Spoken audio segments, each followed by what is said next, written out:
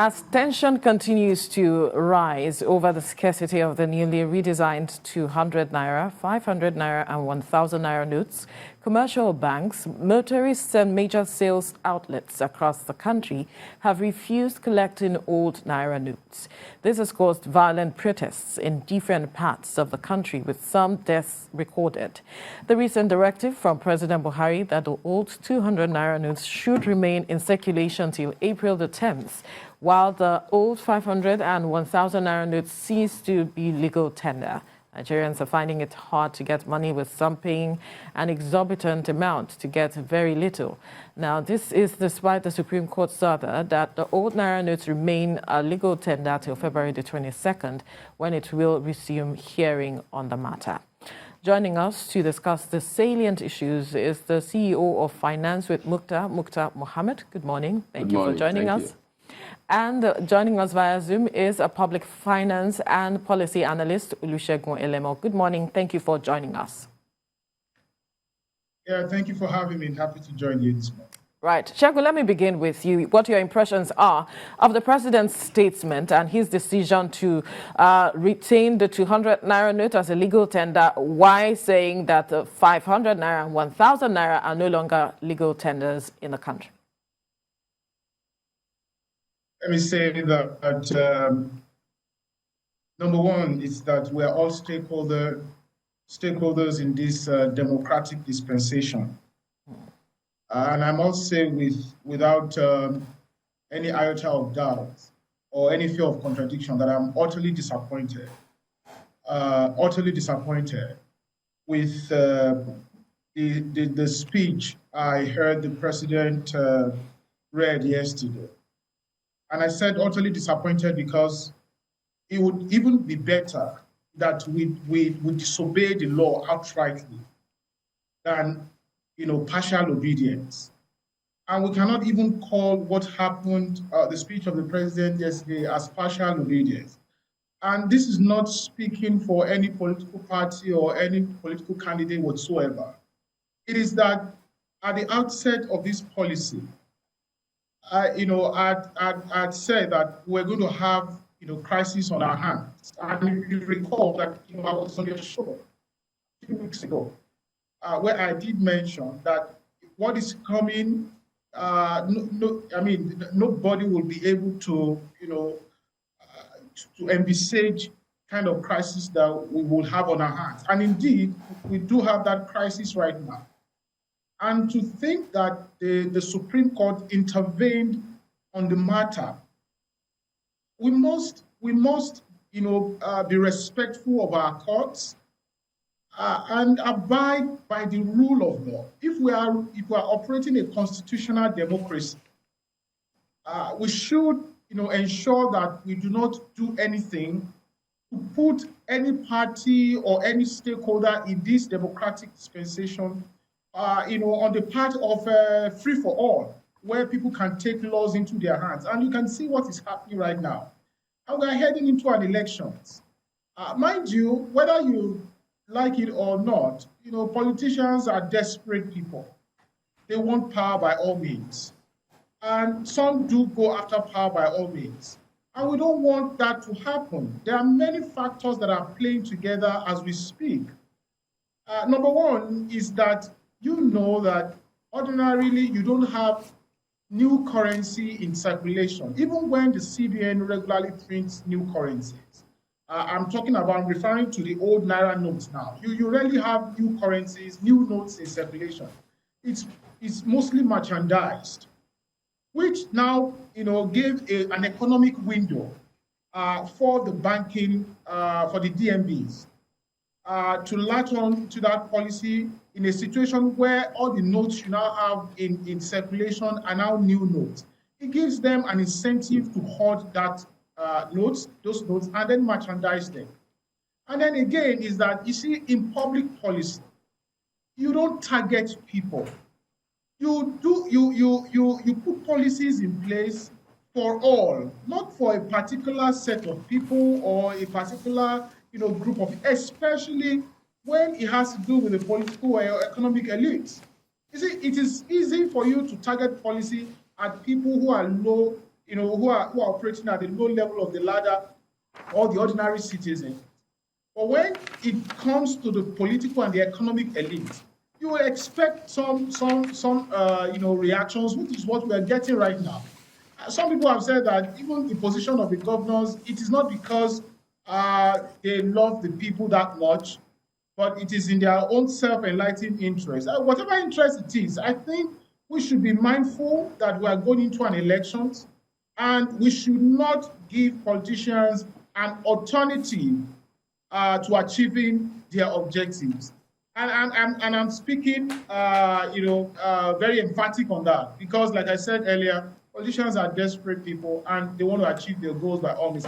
What I expected the president to have done yesterday is to say that, yes, we have listened to the Supreme Court and we're going to, obey that court order to the fullest and expect, new developments on the 22nd of February. The president said that he consulted widely before he took this decision.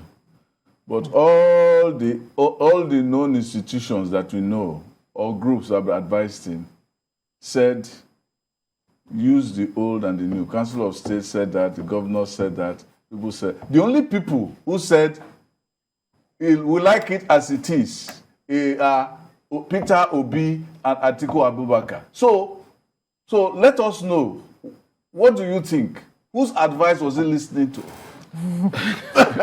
Yes, because tell me, who has said, the Council of State said, use old and new. Yeah. The governor said, use old and new. Experts said, use old and new. The Supreme Court said, use old and new. Peter Obi said, it is just convenient, continue. Atiku said, continue. So whose advice was he listening to? Well, in the first place, who gave him the advice to start it up? That's what you should ask him. No. We asked all the questions. Yes. Whose advice was he listening? He said he consulted widely. He consulted widely before he came up with it, according to him. With a narrow the decision. The CBN governor was able to convince him. That's where the whole problem started from. And it's all, I was in your program and I told you that it is not an economic decision. It's a political decision that is laying towards, like, it looks economic, it looks security-wise, because the only way you can convince Mr. President is to tell him that, look, this thing is going to curb corruption, this thing is going to improve insecurity. Mr. President doesn't listen to, will he help the people? What is the suffering of the people? Because you feel that this is the way to go, we are insecure and we are corrupt. Now, looking at the policy, like I keep saying, if you have a policy like this, which happen to be like you want to drive the economy into global best practices, you don't hit it. If you started cashless policy in 2012 and you suspended it in 2015, and remember that they suspended this policy in 2015 at that time because an election was coming. Then after that, you came up with it back and you say Lagos and some other state where they want to start it first. Now you are coming up with a new policy. You are saying the whole 36 states should start it up at the same time. Now, where I have a problem is everybody is talking about the illegality of what Mr. President has done. And I said it, this is not the first illegality that has happened. But this time it's affecting the people that matters, the political class. Remember, there was a so-called sting operation where Supreme Court judges were harassed. Yeah. Exactly. Nobody said anything. No, people said something. People like me said something. People like you said something, but yes. the governors forum never came as a united body to say anything. They didn't, of course. Rather, it was only Governor Wilson Wike that was all about, even in the night, going back, telling DSS, you cannot do this. Yes. So, when he started that, they said it was a sting operation, a war against corruption. Everybody applauded the president because it wasn't touching them. Now, the president is saying, this is the way I want to go. He has a minister, the Minister for Justice, who is, should be able to advise Mr. President. Who is Mr. President? Remember, El-Rufai was saying something. He said they put a call through to him from the presidency. From the federal government. From the federal government. Who put that call through? Who are those people? El-Rufai has been telling us about names of people that are fifth columnists. Who are these fifth columnists? He has come out today now and said, look, my people in Kaduna State, 1,000 naira, 500 naira, are still legal tender. legal tenders. But again, will the people accept N500 speech to Mr. President? I think, is it not high time that all governors said so? Because even the PDP governor in Sokoto State has joined himself in the suit against the federal government. The only sort-ons in this democracy, other than in Aso Rock, are the governors of Edo State and Bayelsa State, who are now teamed up against the people, which is really a disgrace. Now, the real question I want to ask you is, do you think that Buhari's war on corruption, which he has been fighting since for 8 years now. No, this one is 8 years. Democracy. It's war of corruption in this democracy has been fighting for 8 years. This policy seems to be an acknowledgement that he has failed. That if you had actually done your work successfully as a fighter of corruption, you won't need, at the latter day, to come with a policy to say, let us stop people from doing it. It means that you're admitting that your war of corruption has failed. Of course, the war of corruption must fail right from day one, because you see, in this country, we fight corruption with strong men. We don't fight corruption with institutions and systems. What system has President Buhari put in place to fight corruption? What of example? What of example? He has not even given any example. His chief of army staff was accused of so many things. He defended him. So now, what we are seeing here is what Mr. President did in 1984, where he came to power. He arrested all the politicians. He changed the naira note at that time. He wanted to catch corrupt people. Then the same policies is applying here. And there was a story of 53 suitcases.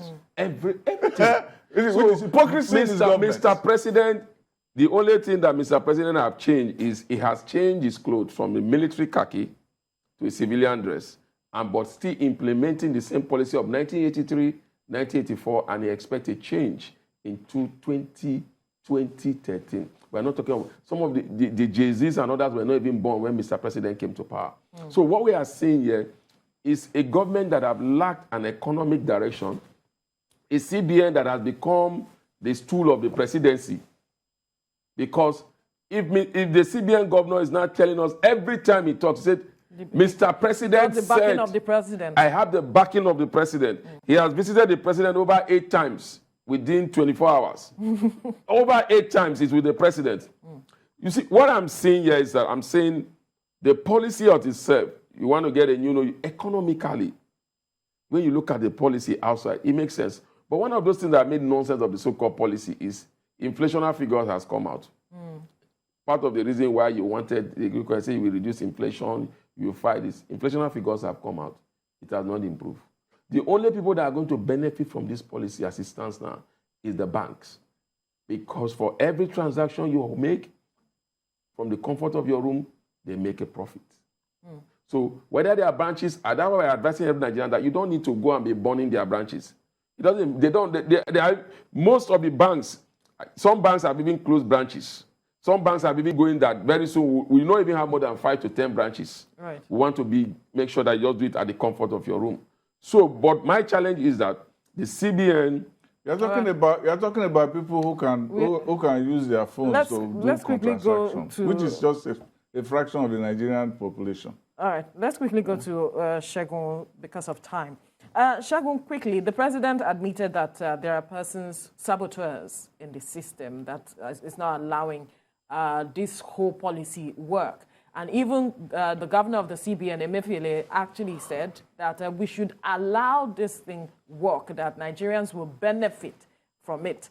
I am wondering what you make of this statement with regards to saboteurs. Is it so difficult for us to perhaps fish them out so Nigerians can find some level of ease with regards to this policy? You see, it will be difficult. You see, when your policy is ill-motivated, when your policy is ill-inspired, that is the result you get. You won't have smooth implementation. There will be gaps, along the implementation line.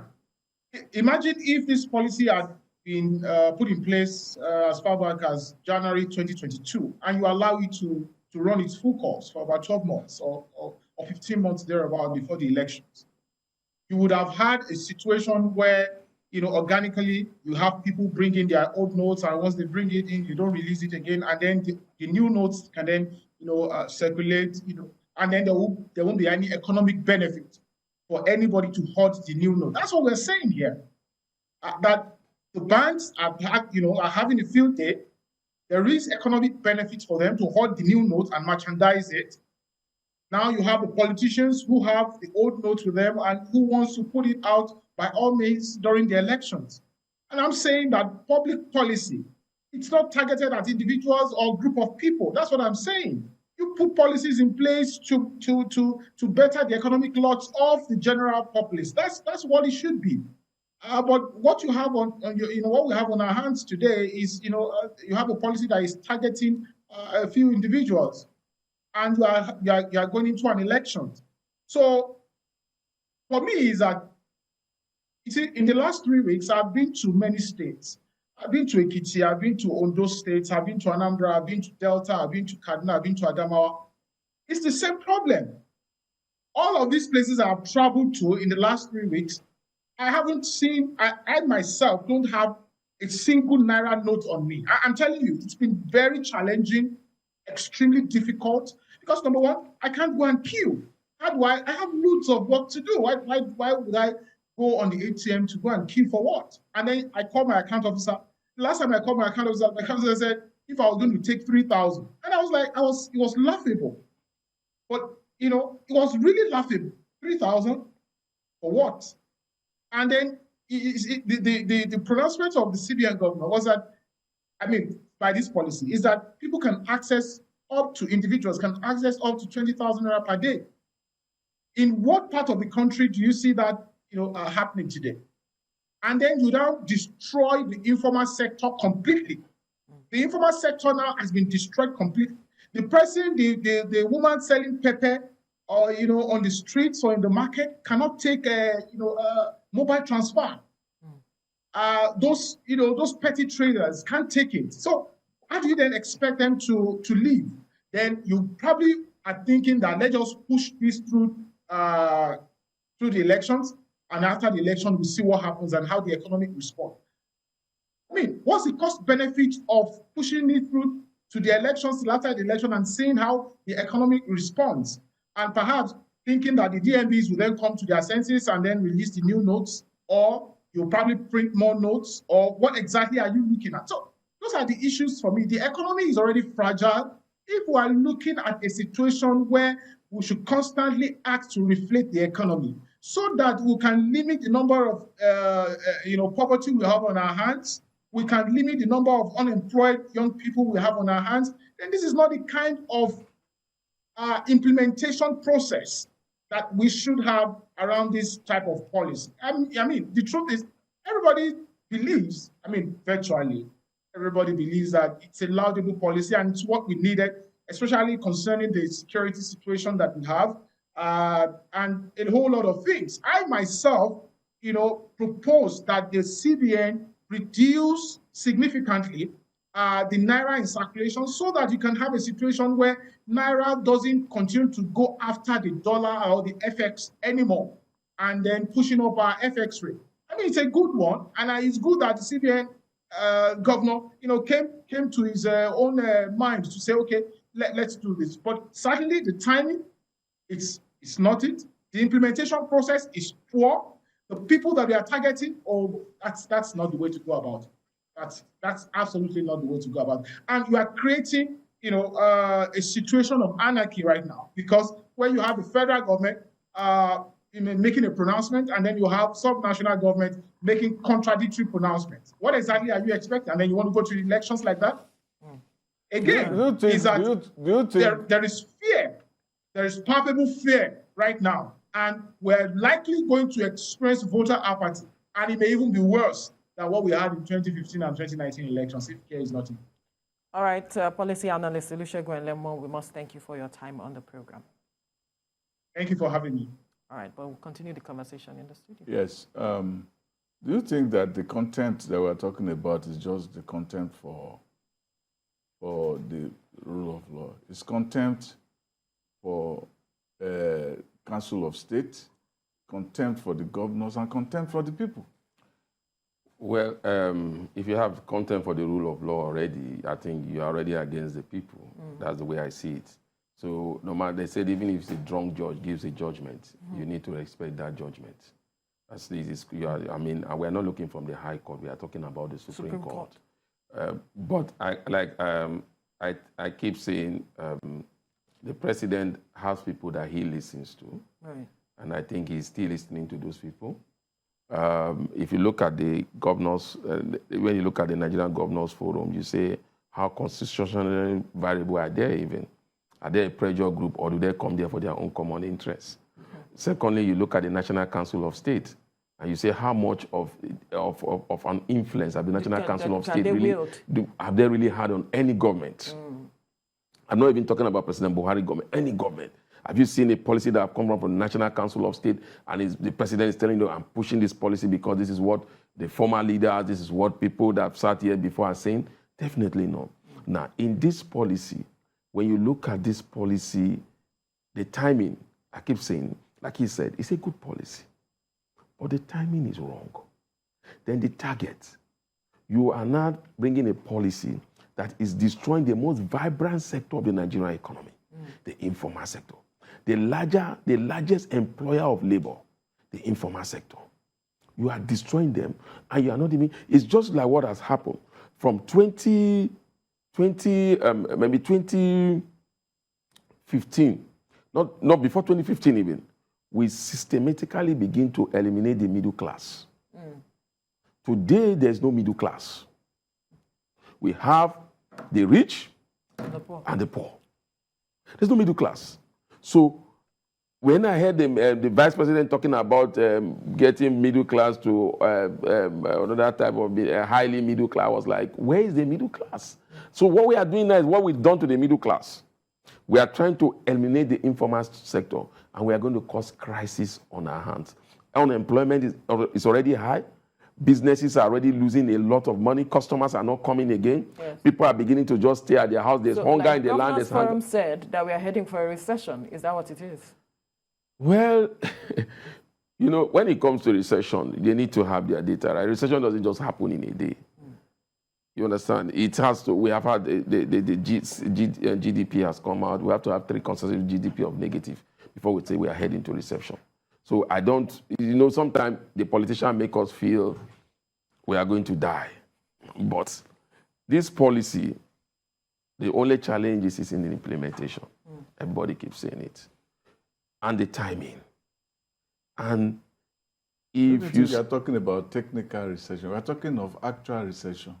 Experiential recession. If you are talking about when you cannot eat, you cannot drink. Do you need an economist? We have been on that recession since. Do you need an economist to tell you what a technical recession is? If we are already there, we have been there. I have malaria. The doctor is saying, well, when you have malaria, you have to have this symptom and so on. You are talking your own. I'm feeling cold inside, and you are saying that you have to run and do. But the doctor needs to think the symptom first to decide what to do. But that doesn't change whether I'm having cold or having headache. The challenge is that this current administration never, maybe in 2015 when they came in, they have an economic policy. By the second time of 2019, there seems to no economic policy. They never came with any blueprint or how to move the economy. All they tell us about is building infrastructures. They have not looked at the Nigerian, the manpower, the greatest resources you have, the people. How much investment are we putting on them? And now the same people are beginning to find way to invest on themselves. And that same investment that they have struggled to keep in the banks, they cannot have access to it. It's frustrating. You need to go out. People come out as early as 3 a.m. People come out to give numbers. People have cashed in into selling numbers for people. People give 10,000 naira, collect 3,000 naira as a POS terminal. There's all the policy that was geared towards financial inclusion is all turned to nonsense now. So where are we heading to? Definitely, we are heading to a situation whereby the people are beginning to say they don't care about us.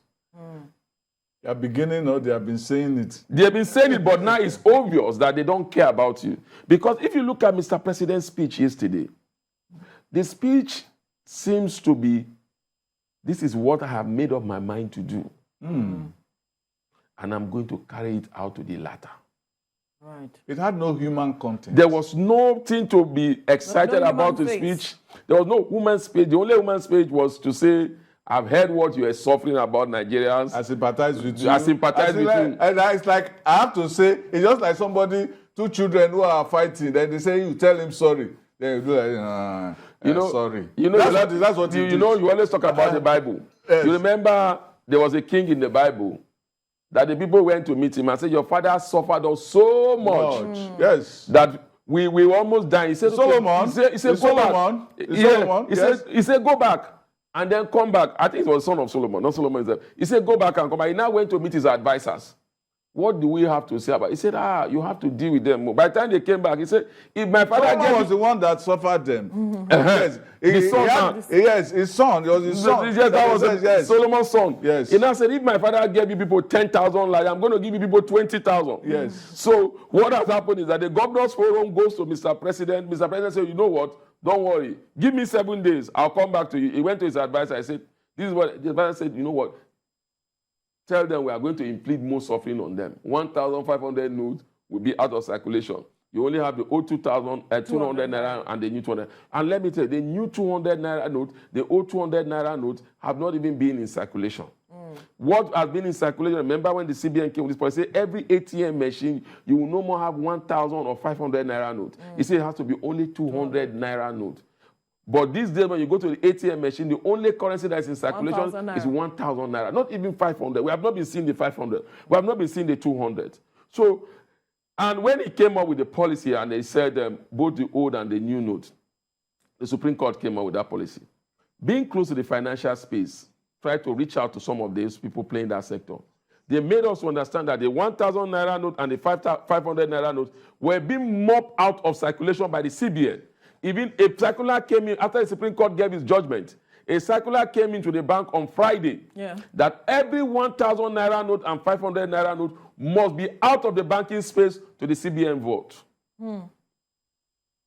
So it shows that there have been a calculated attempt already. At every time that they think the policy is going to suffer a setback, they try to re-engineer themselves, re-strategize, and say, we are going to deal with the people. Whoever they are targeting, we are going to make sure they don't have the light of day. But in the interim, like what they say, when two elephants fight, the grass suffers. The grass is suffering. And the ordinary Nigerians, over 130 million Nigerians in the poverty level are the ones suffering. And out of the 130 million Nigerians that are in the poverty level, this present administration brought over 100 million Nigerians into those brackets. All right. We'll have to leave the conversation here now, but we must thank you, CEO of Finance with Mukhtar Mohammed, for your time on the program. We do hope that something drastic happens for Nigerians to know some respite. We know how to pray. Let's go back to church and start praying. This is not a time for prayer. This is a time for action. We don't. The Bible does not say that you just pray. Prayer sometimes is an excuse. It's an excuse for inaction. You go and do. God gave you hand. He gave you hand. He gave you legs. But the person that decided to come with AK-47 has been arrested. Yes, that's not. It's not AK-47. You should go. You should carry around. Go on. His own job is to preach. Let him go and preach. Our own job is to say and do the things that are supposed to do.